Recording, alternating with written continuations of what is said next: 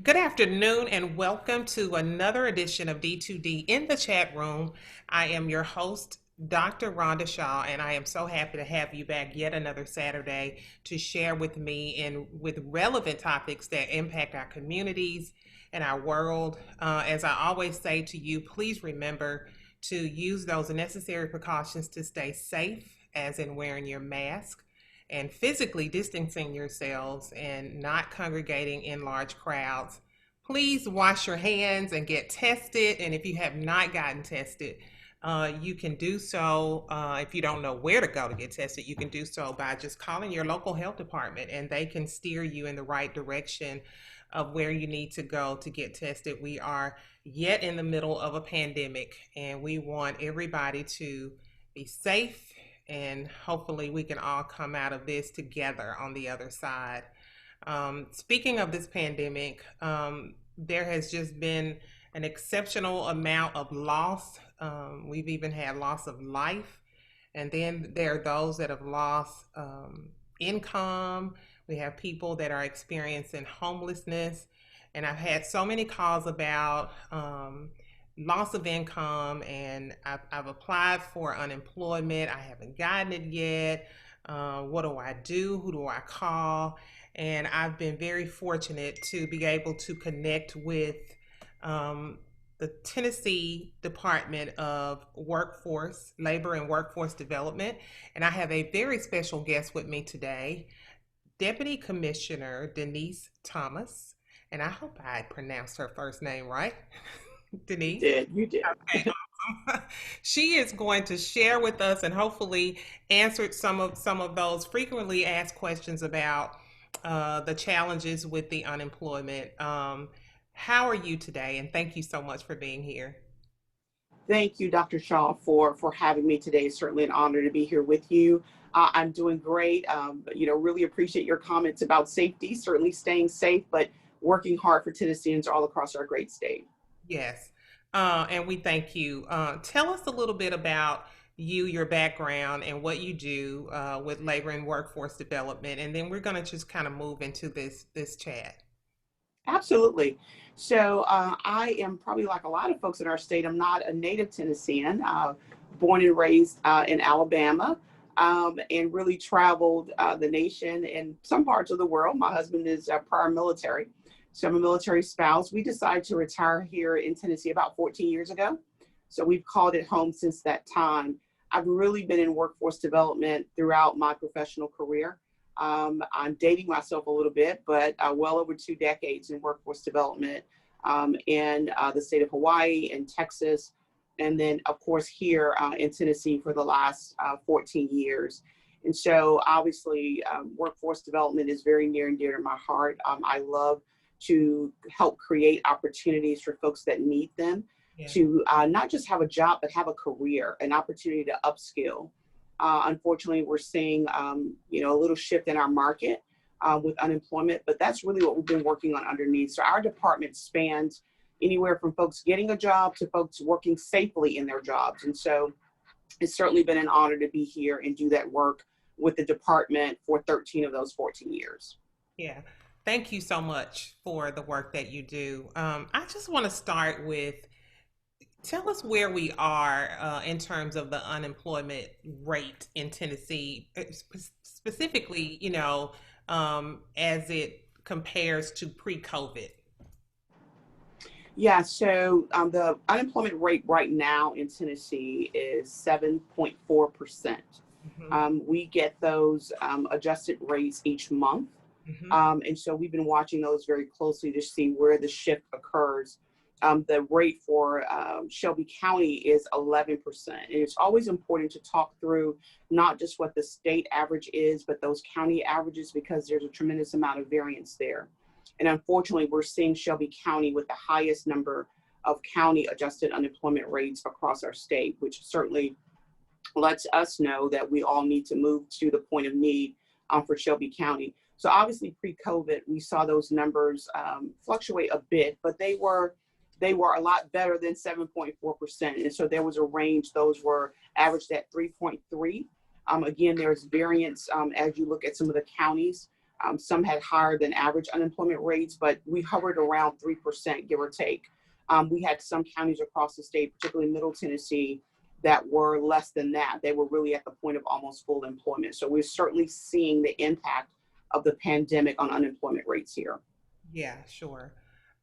So the federal unemployment programs from the CARES Act in December 26. Talk about what that's going to mean for people who are currently receiving benefits from the PUA and the PEUC programs. Yeah, so we know there's been so many new acronyms that have gotten become a part of our vernacular lately in Tennessee with all the different programs, and it could be quite confusing to a lot of the folks who need those services. But the December 26th date was a provision that was put forth in the CARES Act. It's not something that we as a state imposed. It was all states across the nation. And essentially those programs under the CARES Act were all set to end December 26th. And so for folks who are receiving those benefits, it's important for them to know to keep certifying until that date. For those who have pending claims that have not been approved as of yet, don't worry. Even if it's after that date, you'll still get your benefits if you certify. But the goal for us is to really just talk people through what it's going to look like after December 26th. We know there's a lot of speculation about life after that date. We're not there yet.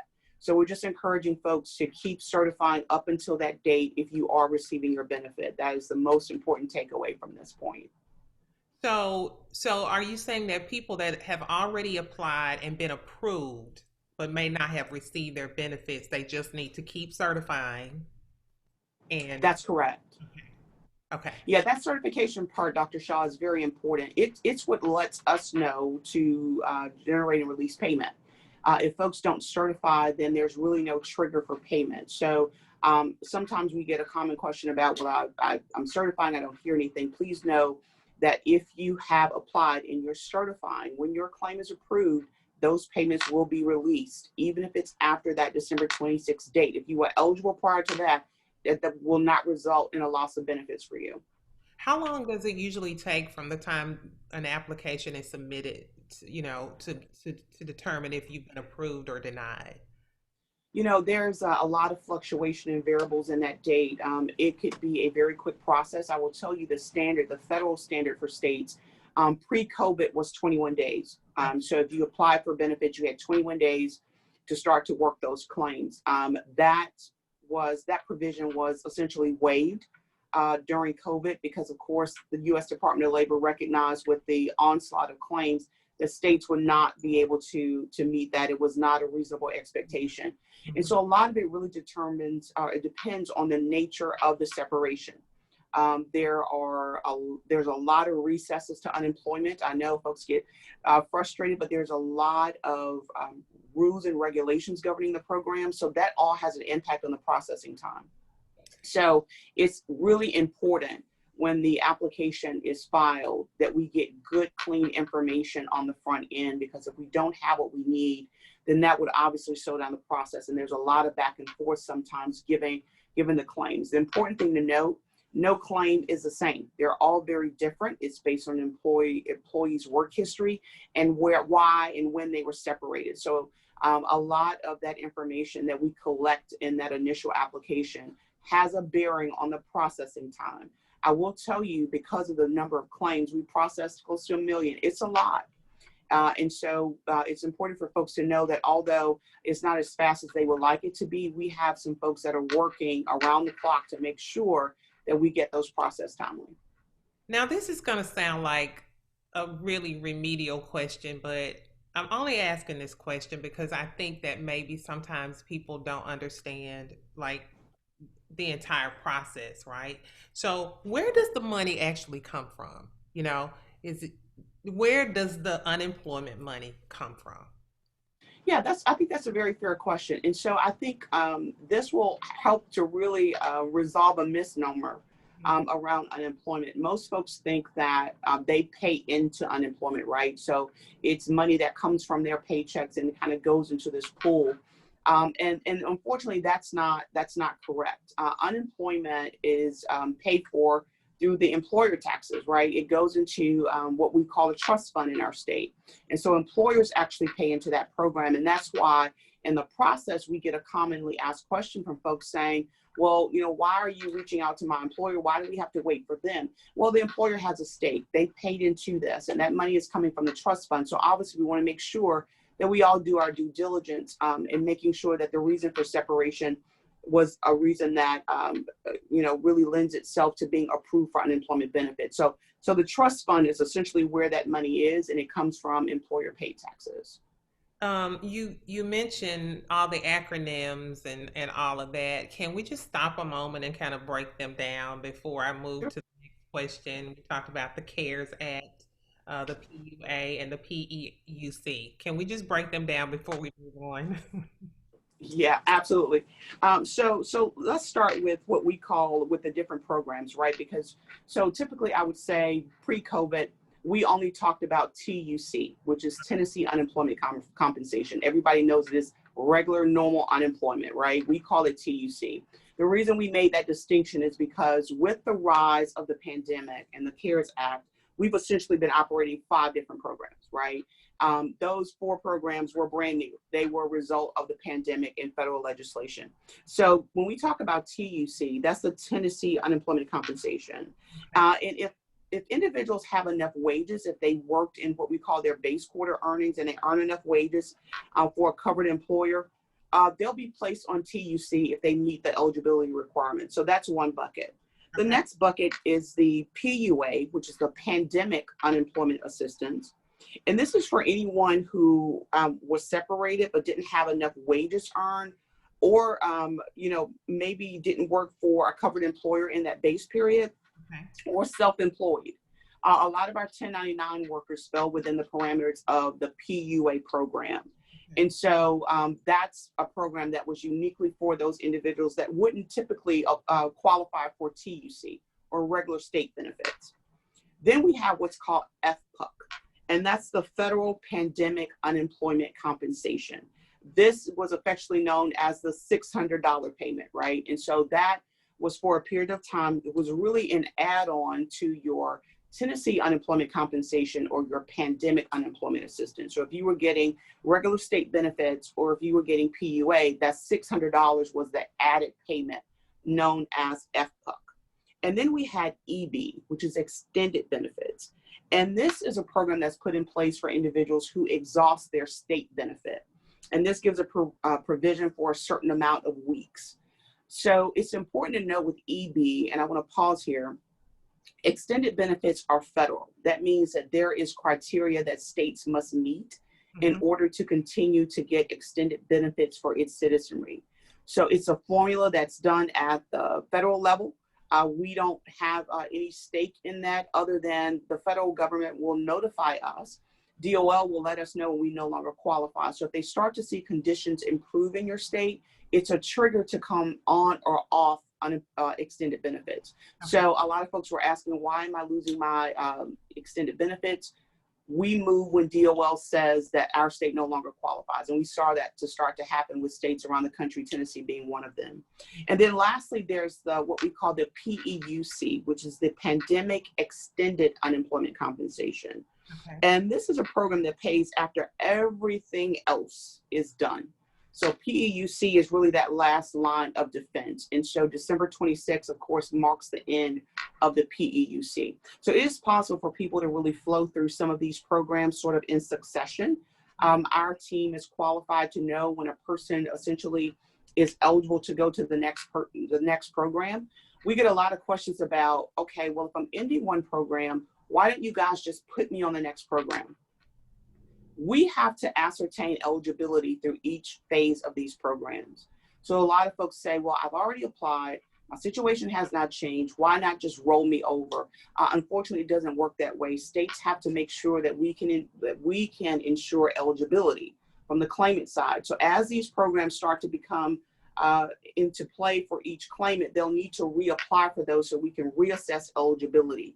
Because the worst thing in the world to happen for folks who are already experiencing significant job loss is to give them benefits that they may not qualify for or don't fully understand and put them in a situation of overpayment. So I hope, I know that was a lot, Dr. Shaw, but hopefully, I hope with the breaking down the acronyms and eligibility that helped. Thank you. So if someone's state benefits run out, can they still apply for the pandemic extended unemployment compensation program? So are we talking after the December 26th date?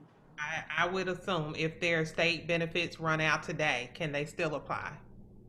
If Yeah, the, so if their state benefits run out, yes, they can absolutely apply. And we encourage folks to keep doing that. If your state benefits have run out, please apply. We know that December 26th is that date they were working toward for the end of these benefits. But for now, I will tell anyone who has exhausted state benefits, or if there's any of the programs that I've mentioned, that you think that, well, I may still qualify for those, please, we encourage you to apply. okay. Um, what if someone has been waiting several weeks to learn if their PUA claim is approved? Are they still going to receive benefits after December 26th? And I think you kind of talked on that a little bit. Yeah, so if there is someone who applied for one of the programs and so two things. So one, if you've applied and you're waiting for a decision to be made on your claim and you've been waiting weeks, our team will still review those applications for approval. And if you qualify for benefits prior to December 26th, that date, you will receive those benefits. It doesn't really matter the program. If the key is your application, the review, and the eligibility. If you're eligible for payment for those programs, you will receive payment for those. We understand that some folks are waiting and have been waiting. Again, that is really attributable to volume. And obviously, when you have this many programs, it is very important that you vet each of them very carefully to make sure that we are getting folks what they are entitled to.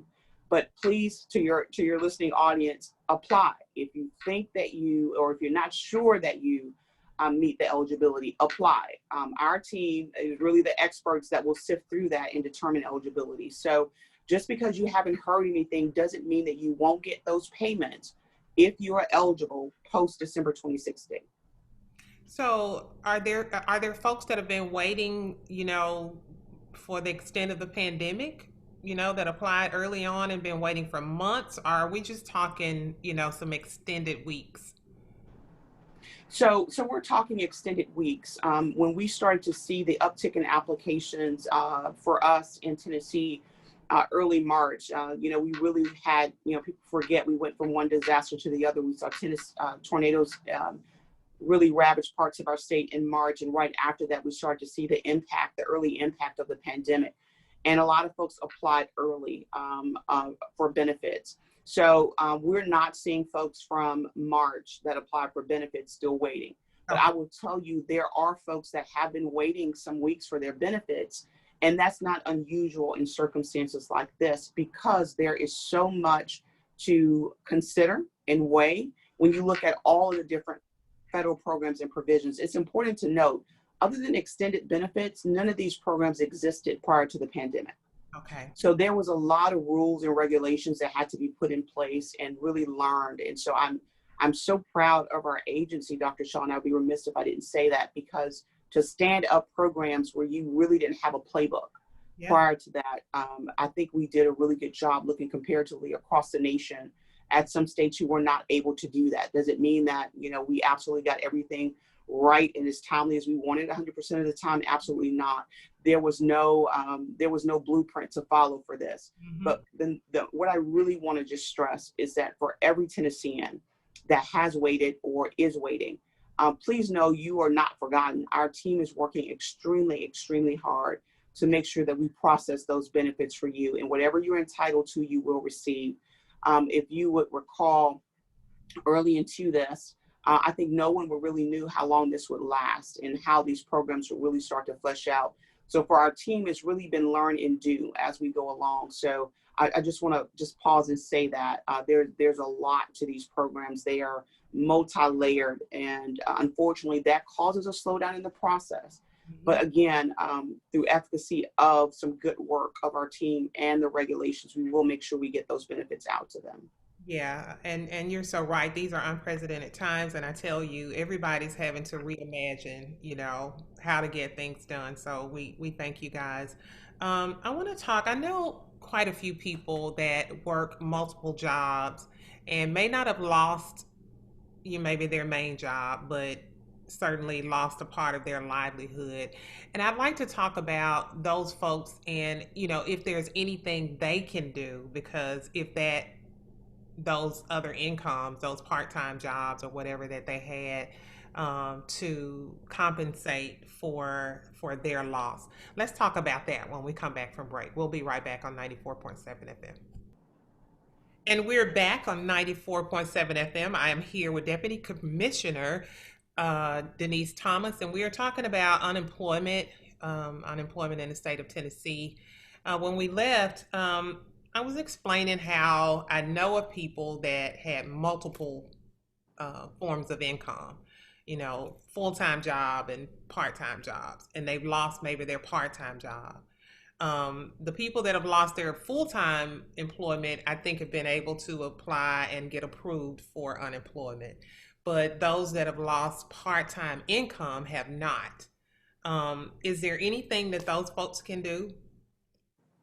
So we hear that question a lot, Dr. Shaw, and unfortunately, we do look at when you're applying for unemployment benefits, if you're working and what your income is. And so for a lot of these folks, because of their full-time job, then they're making more money than what they would get on unemployment, particularly since the FPUC payments ended. And so I will say this, for a lot of those folks that were still kind of having, extra jobs to make ends meet, Mm-hmm. those part-time jobs are still out there in some of the industries. But as far as the unemployment compensation program, there's really no provision for just sort of the ancillary jobs that one may pick up to supplement their income. That's really not the design of the program. Okay. But we do understand and recognize that it does contribute to a loss in income overall for a lot of households. Yes. What can people do to just make sure that their claim processes through the system as quickly as possible? Thank you for that question. I think first and foremost, we really need to let folks know it's important to have your information in front of you when you're starting to apply for benefits.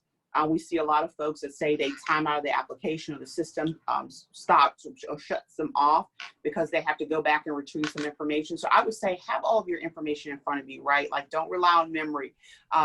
Dates are important. When you worked, your rate of pay, your employer's information and address, all of those things are very important. Incorrect information delays the processing of your claim because then, our agency has to reach out to you to get additional information or verify information that may be incorrect. And I will tell you, a lot of this happens when folks are putting in their banking account information, for example. Mm-hmm. And so we'll hear folks say, I haven't gotten my benefits, but please have that information in front of you when you're filling it out, because processing times, as I mentioned before, really vary based on reasons for separation and all other things that can attribute to the job loss. So it's important to have that information. If there's a separation that may not directly be pandemic related, that you separated from an employer, it's important to provide as much information about that as possible. Understanding that we'll be getting information from the employer as well. So the key is just to make sure that folks are prepared before they start to open that application. And I know a lot of folks don't really know what to expect. So I would say like collecting things such as, I'm going to date myself, but check stubs or your virtual check stubs or addresses, all those things. Just have a little notebook with all of that information in it. So once you get started, you can continue to move, because once the system recognizes that something is inaccurate, it's really going to stop. And then we'll have to go back and collect information. Okay. If people are having a difficult time reaching someone, how can they better their chances of getting an agent on the line to talk to about their claim? Yeah, so we hear this a lot. I fielded calls myself where folks have asked me, Ms. Thomas, are you sure it's somebody on the other end of the phone? I can assure you, we have hundreds of folks on the other end of the phone. I think what's not widely known, Dr. Shaw, is that our call center hours really extend Monday through Friday from 7 to 7, Oh, and on the weekends from 8 to 4. okay. And we are really trying to push that information out. And so, again, we really appreciate being here with you today to let your listeners know that you can call us after hours. We have folks on the phone and available during those times. We are still experiencing a very high volume of calls. So once those phone lines are active at 7 a.m., it's not unusual for the queue to be filled Yeah. because folks are trying to communicate with us, as you understand. Some of it is about not just what is the status of my claim, but also there's other questions such as will I get additional money, or I didn't get my check today. There's all sorts of questions that Tennesseans are asking us, as they should. So please know, if you're having difficulty getting through during our peak hours, which really is from the time the phones come on till, I would say, around 2 or 3 in the afternoon, Yeah. please call us after hours and on the weekends. We have folks available to talk to you. We also have chat features for those who are pretty digitally savvy. You can chat with us as well, and we'll make sure that folks can call you back or engage you in a virtual space if you so choose. The other thing I would just say, once you get our folks on the line, make sure you get your questions answered, because often I'll get calls or emails around the state that folks will say, well, I didn't get to ask this question. Please make sure that you're prepared. So once you get an agent on the phone, you can get all of your questions answered, so you don't have to get back in queue because you may have forgotten something, because your understanding of your claim is very important to us. That's some really good advice. And when you say weekends, does that include Sunday? It includes Saturday and Sunday, yes. Wow. Okay. That's Yeah. awesome. What advice can you give people who are nearing the end of their benefits? I want to say first and foremost, Dr. Shaw, throughout my career, I've worked with a lot of folks, helping them find jobs, and we work with folks who are experiencing job loss, usually through dislocation, where we've had plant shutter Yeah. um, in multiple states. It's a difficult time whenever you are experiencing a loss of benefits or continuity in your life. And I know it can be a scary place to be, not knowing how you will sort of recover after this date. I will say, for folks who are maybe thinking about what life looks like after December 26th, don't wait for the next package to come out of DC to make your decision. We know there are hiring employers across our state. We hear from them every single day. Hmm. If you have an opportunity to return to work and return to work safely, I strongly advise Tennesseans to do that. We are very concerned about folks who are sort of delaying their return to work decisions based on what could or could not come out of a next deal brokered in DC. And the reason why that is so pertinent, Dr. Shaw, is that if folks are not working, the longer they go without working or having a job, if you should experience job loss in the future and you do not have enough earnings, that could have an impact if you're collecting Tennessee state unemployment benefits. Because again, it is sort of tallied based on your earnings in your base earning periods. If you're not earning, there's essentially nothing there to produce a claim. And for a lot of the federal programs, it requires you to get at least some base benefit if there are going to be any add-on payments in the future. We don't know what that's going to look like. If we all had sort of a crystal ball, we would be able to see that, but we don't. And I hear that a lot. The folks are saying, well, I don't know if I should go back to work because we may get an additional benefit. We may, who knows? We certainly don't. Yeah. But we really encourage folks that can, if you can return to work safely and there's a job available, we want you to pursue that. And we're certainly here to help facilitate that process. Yeah. Um, let me just say before we move to the next question, if you have questions about your unemployment, you can call Monday through Friday from 7 a.m. until 7 p.m. And you can call on weekends, that's Saturday and Sunday from 8 a.m. till 4 p.m.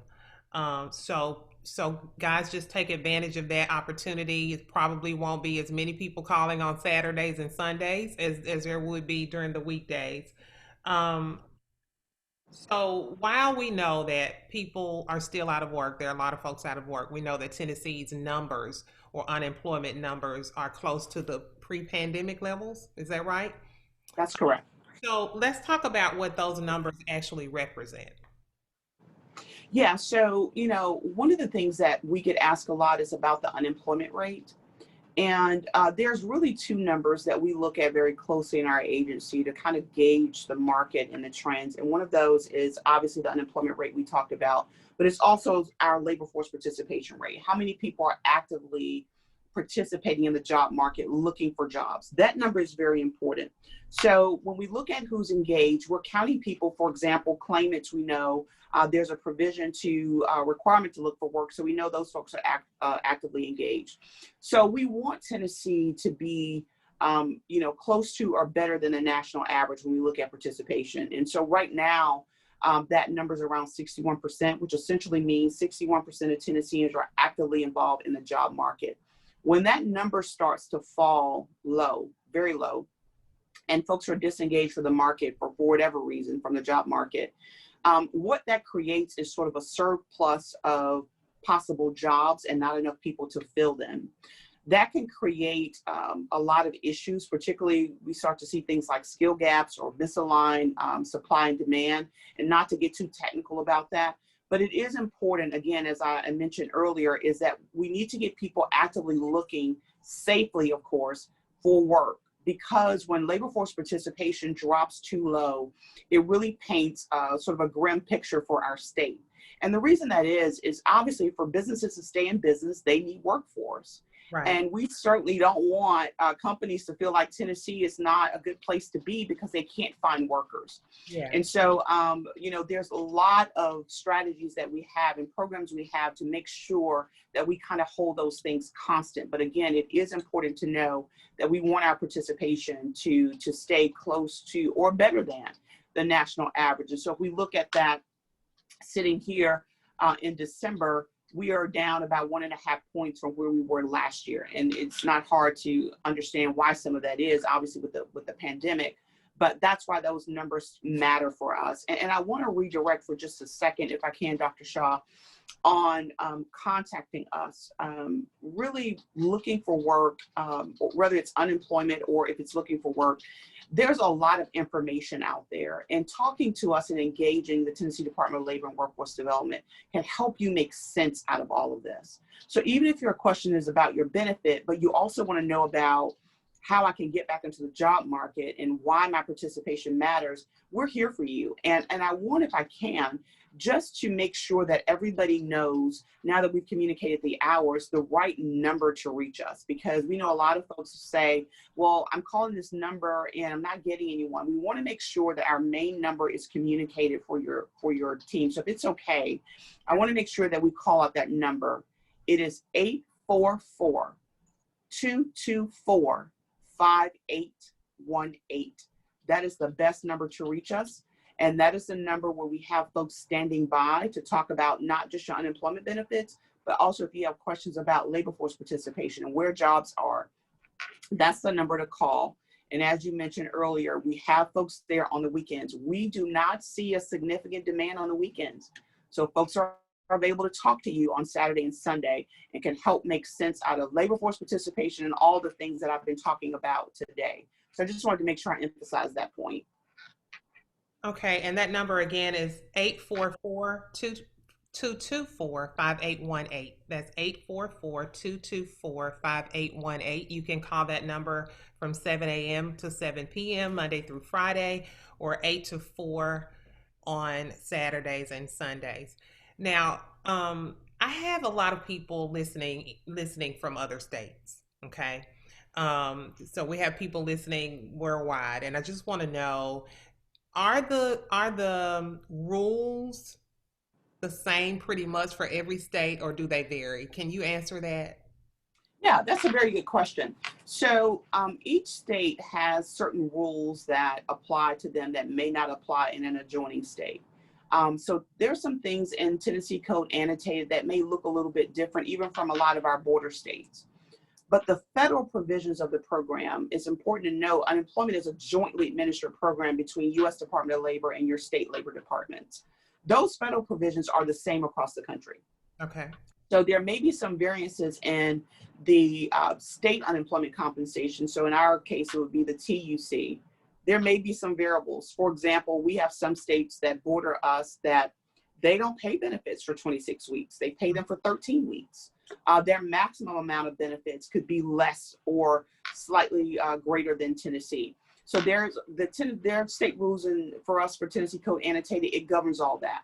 But when it comes to eligibility for the program, those are federal provisions, and those are the same throughout the country. Okay. So for folks, for particularly in your listening area who may live and work in a different state, we have sort of what we call the interstate claim unit. We have people who have specialties to work with surrounding states to make sure that they can collapse those wages and make sure that sort of the prevailing state that takes the lead on that claim, all of that is massaged out so that our, obviously our Tennesseans who need our benefits are not sort of caught in this conundrum of which state rule should I follow. So there's provisioning for that. So particularly for your listening area, we know some folks may have wages from a different state, and we have a team of experts who can help do that here in Tennessee and also in some of our border states as well. Awesome.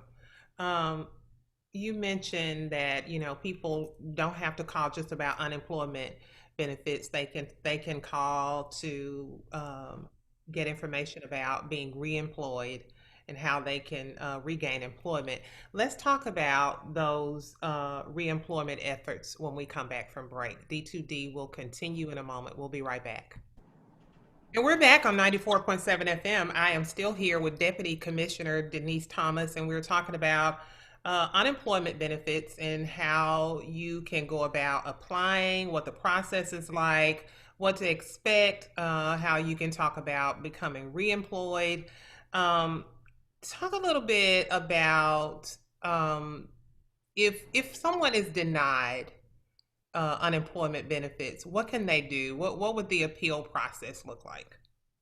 Yeah, so, we have a lot of folks that may say, I know I qualify. I've read the rules. I don't understand why I don't qualify. Our advice to those folks are to file an appeal. You can file a notice of appeal with our agency. And again, for information on how to do that, please reach out and call us on the number that we disclosed earlier, or you can engage us on our website at tennessee.gov/workforce. There's information there on how to appeal if you have questions about appeals. But there is a provision for that. There are experts on our team. We have a unit that only handles appeals.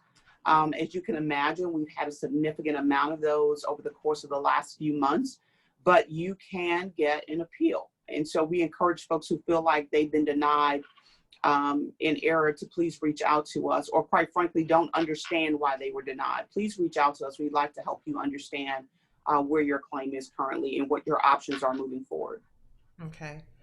Are there particular occupations or demographics or groups that have been hit the hardest during the pandemic in terms of loss of income and loss of employment?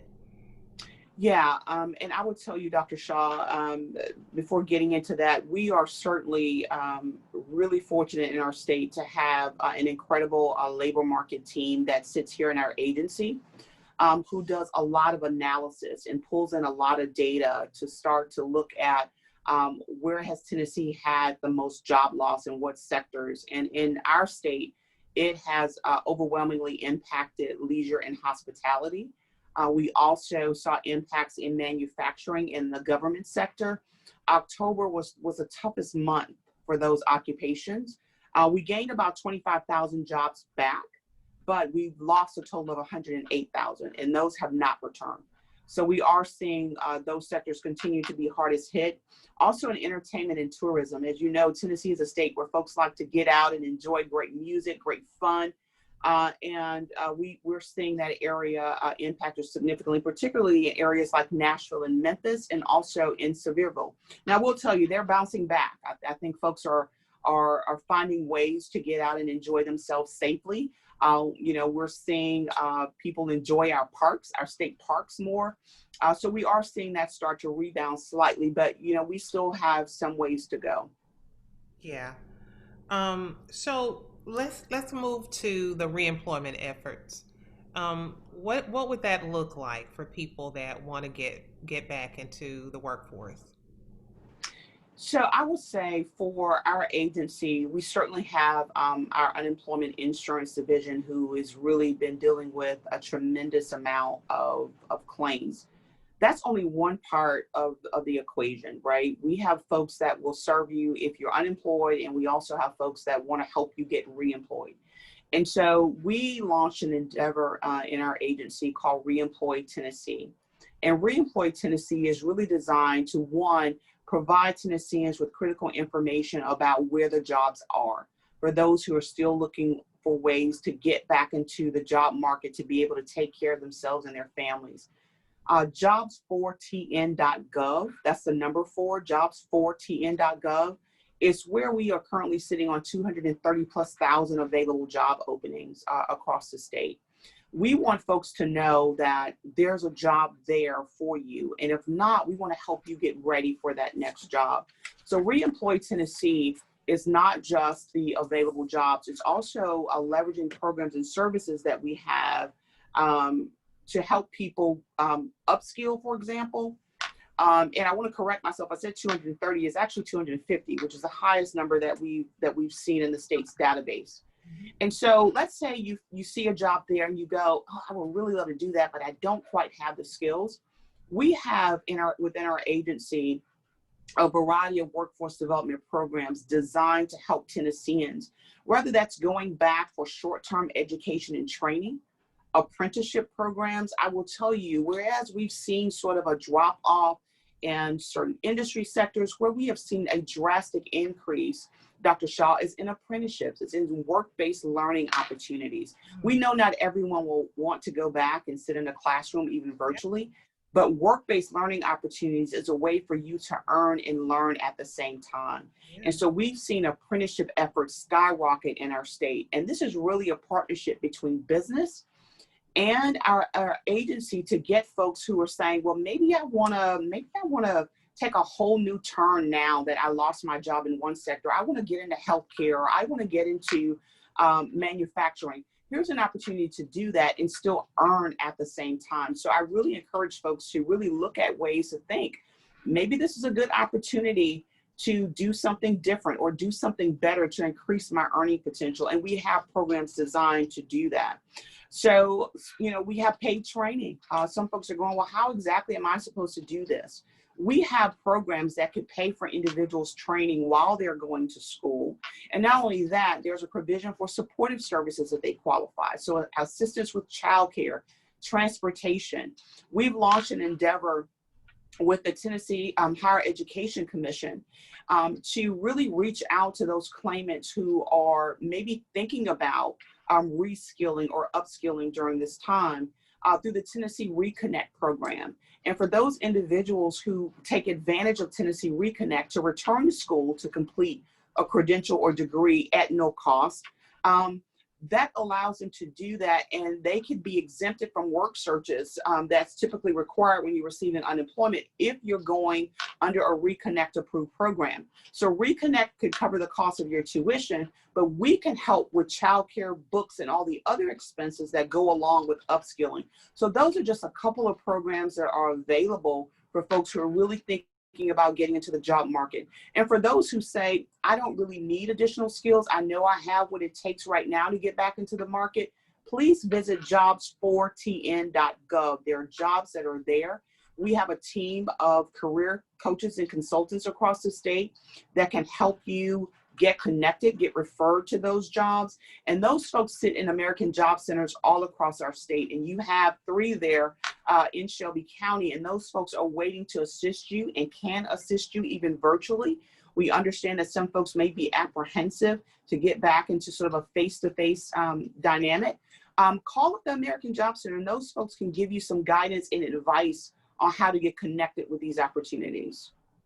So you mentioned the Tennessee Reconnect. Can you kind of break that down a little bit and just what it is? You know, how who would be eligible and why Yeah, sure. you would do. Yeah. So I would be happy to, and I would my partners at Tennessee Higher Education Commission are by far the experts on this. But we are so excited about our partnership with them on the Tennessee Reconnect program. And essentially, most folks will remember the launch of Tennessee Promise, where graduating seniors could go to a TCAT or community college at no cost.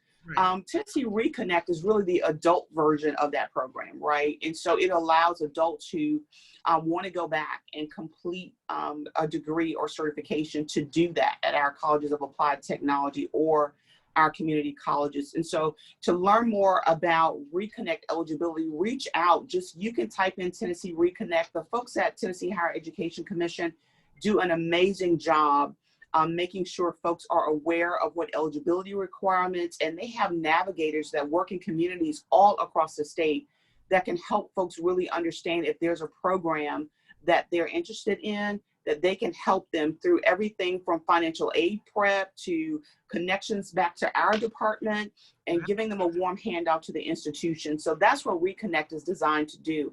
But again, not everyone will qualify for Tennessee Reconnect.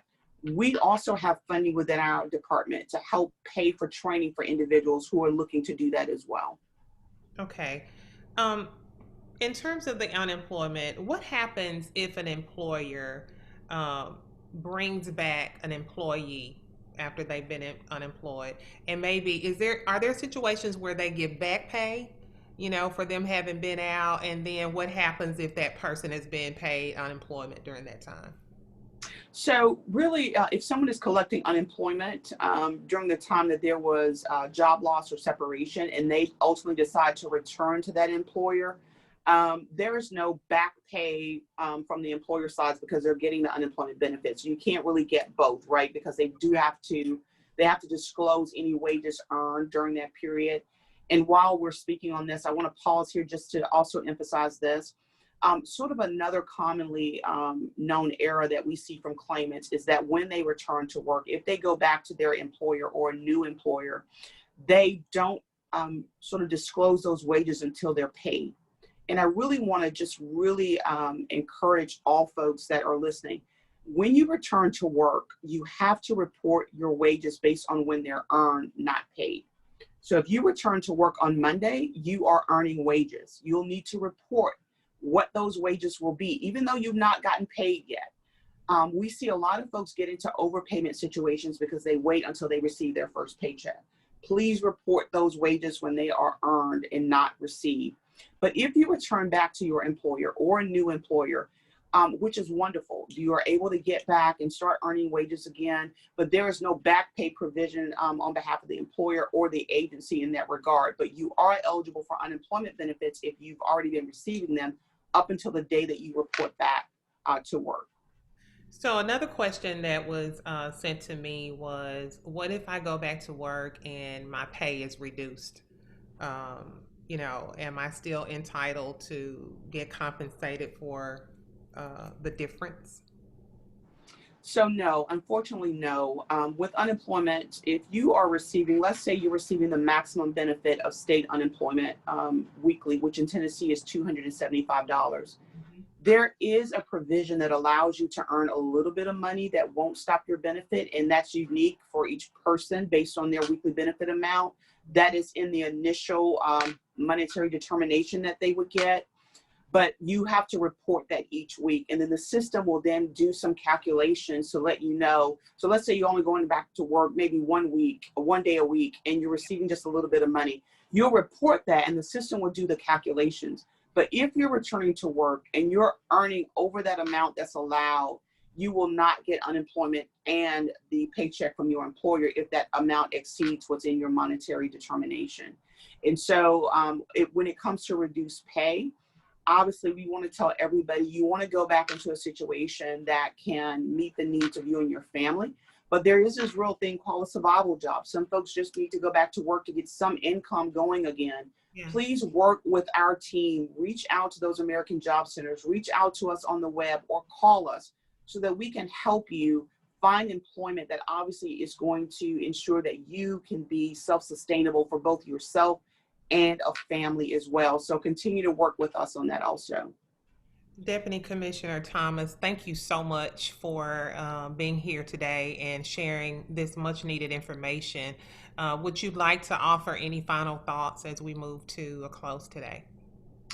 Dr. Shaw, first and foremost, thank you for having me. It's always wonderful when we have opportunities to stop and really connect with the people who need us.